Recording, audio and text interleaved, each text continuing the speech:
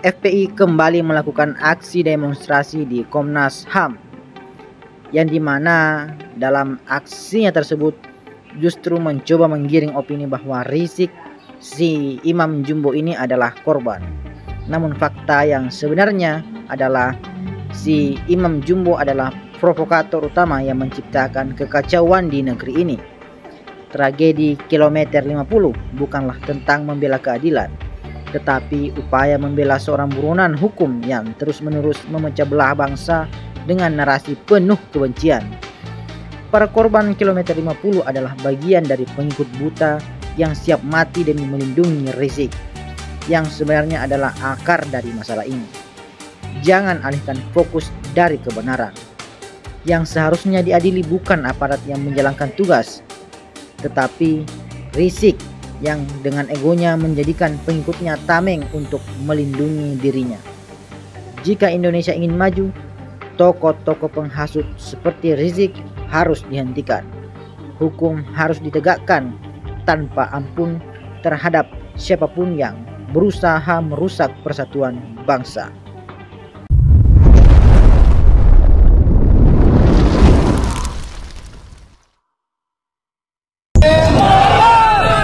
Saudara sekalian, 6 orang pengawal ulama yang dibunuh tanpa hak. Kejadian di kilometer 50 adalah sebuah kejahatan yang besar. Dosanya pun dosa besar. Tapi yakinnya kezaliman itu seberapapun panjangnya ada waktunya. Pasti ada waktunya dia akan merasakan akibat kezaliman. Fir'aun kurang jahat apanya, masih terus dikasih berkuasa, tapi pada waktunya dia akan merasakan pembalasan kezaliman tersebut.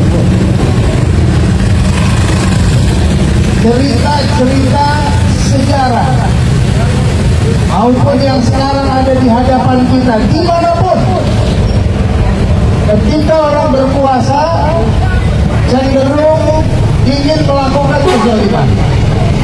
Apalagi kalau orang berkuasa nggak dibentengi dengan keimanan, dia cenderung akan berbuat kezaliman. Padahal kezaliman itu adalah kegelapan baginya di dunia hingga akhirat.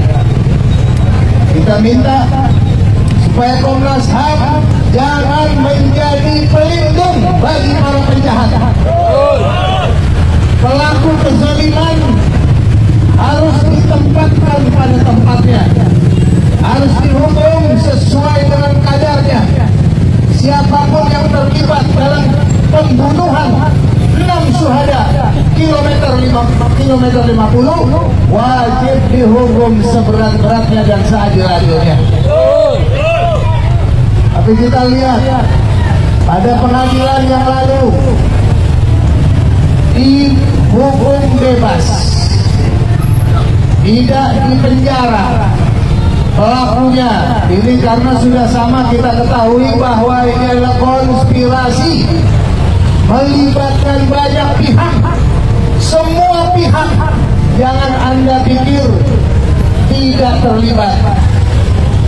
Semua pihak yang terlibat semua dicatat oleh Allah Subhanahu wa Ta'ala dan akan dimintakan pertanggungjawabannya, termasuk Komnas HAM yang sekarang ini harusnya menangani kasus pelanggaran HAM. Maka semestinya mereka yang mendapatkan tugas untuk menjalankan tugasnya jangan turut serta jadi terlibat dalam pembunuhan dihadapi saudara. Oleh karena itu kita tidak akan pernah bosan untuk selalu menyuarakan keadilan. Kalau hari ini kita menyaksikan 6 orang dibunuh tanpa dosa, 6 orang dibunuh lalu difitnah, maka besok kalau kita biarkan kezaliman itu semakin besar dan semakin menimpa siapa saja. Sekarang kita biarkan 6 orang mati dibunuh sia-sia, maka siap-siap besok lusa puluhan, ratusan, bahkan ribuan orang akan dibunuh juga dengan sia-sia. Oleh karena itu, siapapun dari kita tidak mau akan ada kezaliman. Kemarin ini sudah 6 orang syuhada yang mati dibunuh, dibantai. Maka kita tidak menginginkan adanya korban-korban kezaliman lagi yang lainnya. Oleh karena itu, kita minta kepada Komnas HAM agar berlaku adil dan usut kembali, buka kembali kasus pelanggaran HAM ini supaya betul-betul bisa ditegakkan hukum seadil-adilnya. Insya Allah Ta'ala. Kita mengingatkan semua, melawan kezaliman adalah kewajiban untuk kita semua. Apabila kita biarkan kezaliman ini, maka besok kezaliman akan semakin besar dan bisa jadi akan menimpa kita semuanya. Nauzubillah min dzalik.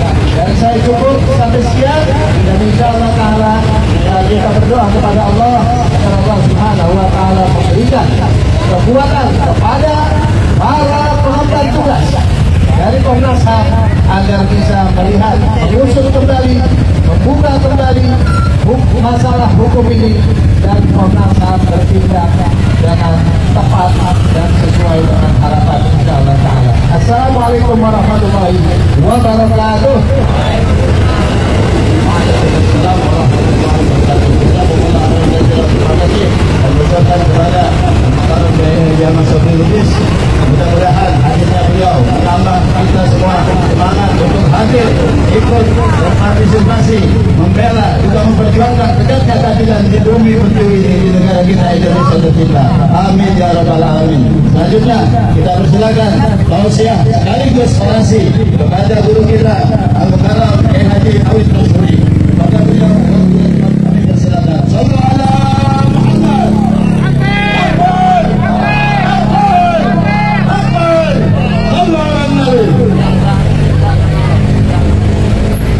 Assalamualaikum warahmatullahi wabarakatuh.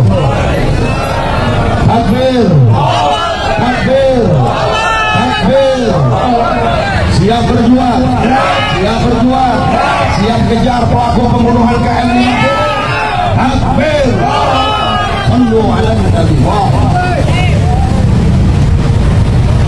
Hadirnya kita, berjuangnya kita dalam menegakkan keadilan pastinya tidak akan sia-sia. Apa yang kita lakukan di dalam menuntut tegaknya keadilan ini pastinya dicatat oleh Allah sebagai amal ibadah. Namun mereka-mereka yang sampai saat ini belum diungkap, pastinya di dalam laknat Allah Subhanahu wa Ta'ala. Betul apa betul? Betul apa betul? Jangan dikira mereka tenang, mereka nyaman menyembunyikan kejahatan. Contoh yang terkini, bagaimana kebiadaban Israel dibantu oleh Amerika Serikat membantai kaum muslimin di Gaza. Akhirnya Los Angeles dimusnahkan oleh Allah Subhanahu wa Ta'ala. Jadi kalau para pelaku membantai KM50, mereka tidak gentleman, tidak jantan, tidak mau mengutarakan permasalahan sesungguhnya, maka harapan kita mudah-mudahan Allah hancurkan mereka seperti Allah hancurkan. Takbir. Jangan dikira rakyat Indonesia ini bodoh. Betul apa betul? Kalau memang kejahatan biasa misalnya, atau pelanggaran HAM biasa misalnya, Kenapa mesti CCTV-nya dilenyapkan? Betul apa betul? Kenapa mesti rest area KM 50 diratakan? Betul apa betul? Ini bukti bahwa ini adalah kejahatan yang tersistem, kejahatan yang terstruktur. Maka dengan ini kita minta kepada Presiden Bapak Prabowo yang mengatakan dalam 100 hari kerjanya ingin memberantas korupsi, ingin menegakkan keadilan. Anda sudah menjadi presiden, saya yakin Anda sudah tahu peristiwa KM 50. Betul apa betul? Betul apa betul? Pada saat ini Anda sedang berkuasa. Jangan sampai nanti akhirnya Allah Subhanahu wa Ta'ala yang akan menyiksa Anda di akhirat, karena Anda saat ini sudah tahu sesungguhnya peristiwa KM 50. Di sana ada pembantaian, ada pembunuhan yang terstruktur, yang masif, bahkan yang jadi menteri di kabinet Anda ada yang terlibat di dalam pembantaian KM 50. Betul apa betul? Saya mau tanya, kalau Pak Prabowo mengungkap KM 50 seterang-terangnya, jawab yang kompak, dukung atau tidak? Dukung atau tidak?